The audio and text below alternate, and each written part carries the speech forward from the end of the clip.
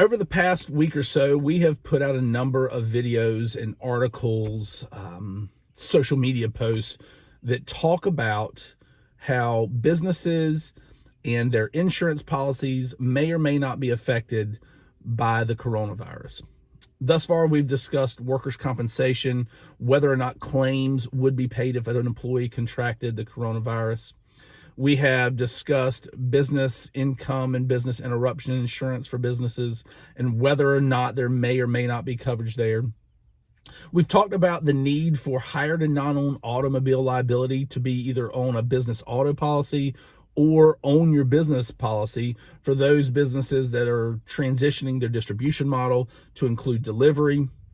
And then we've also touched on cyber liability and the need for that as more and more workers are having to work remote. But the one thing that we haven't discussed thus far is the risk associated with hiring, firing, employment practices that is coming up.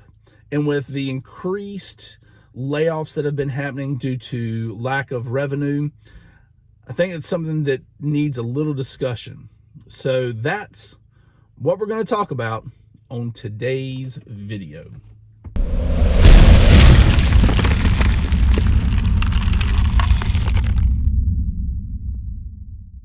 Hey folks, Jack Wingate here, coming to you from the ALLCHOICE Insurance Mobile Command Center, filming here in the 2003 Tahoe that I drive around in most every day.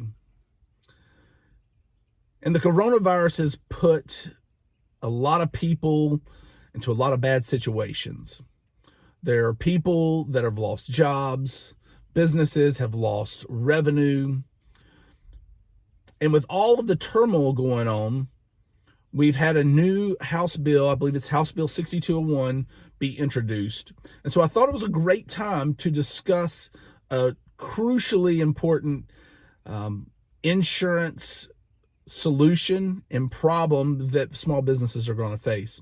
And that comes with employment practices liability. In general, and I'll link in the show notes a link to a blog article that we did, I believe it's 2.5 weeks ago, dealing with employment practices liability. But in general, employment practices liability handles the hiring, firing of employees and whether or not you're doing things right. Things like sexual misconduct, again, hiring and firing procedures. There are a lot of laws that are in our country that relate to how a business can deal with their employees. And with more and more people being laid off, businesses have an increased risk of being sued by those employees for not doing things correctly. I'm not going to say it no fault to the business, but let's face it, your small businesses, and what I consider a small business is 20 employees or less. To me, that's a true small business. I think the national government recognizes small businesses as I think it's 100 or more. But those small businesses, they don't have a dedicated HR professional that knows the ins and outs of employment law. So they're more apt to do things in a manner with which could lead to a lawsuit.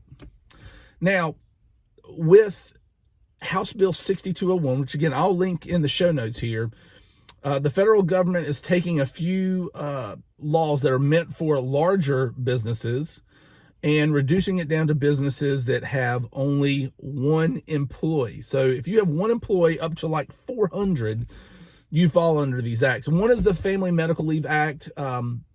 They're taking all of the mandates from that and imposing it on all small businesses. And again, there's nothing wrong with this. I think it's great for the workers and the employees. But it does cause some issues for small businesses. And then the other thing they've put in that bill a little snippet that discusses what should happen should an employee have to leave because they get the coronavirus. If they have to leave because their child is out of school, which in North Carolina, every child is out of school right now. And in it, and I don't know all the particulars to the law, but basically a small business has to pay that employee that either has the coronavirus and has to self-isolate, or if their child is out of school and they have to go and take care of the children, small businesses must pay that worker up to 80 hours of leave time. So there are a lot of moving parts coming in with employment law. And if your business doesn't have employment practices liability, or if your limit is not big enough, you're setting yourselves up for huge lawsuits. So this is not to scare anyone. It's just simply to say, reach out to your insurance professional. Find out whether or not you have employment practices liability.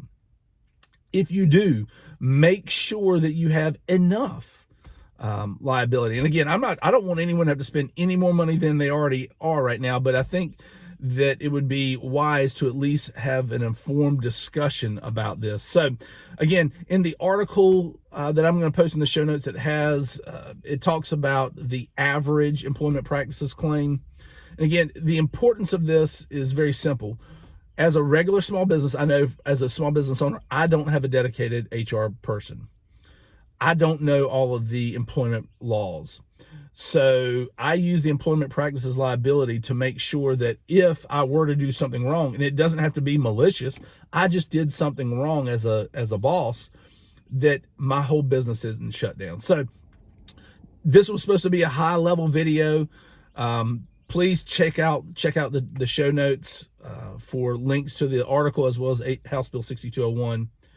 And as always, let's try and do something positive today. Let's try to think in a positive manner. Times are tough right now, but they're not dire yet. You still have family. You still have loved ones. Try to give some positivity to someone else out there in the world. Until next time, take it easy.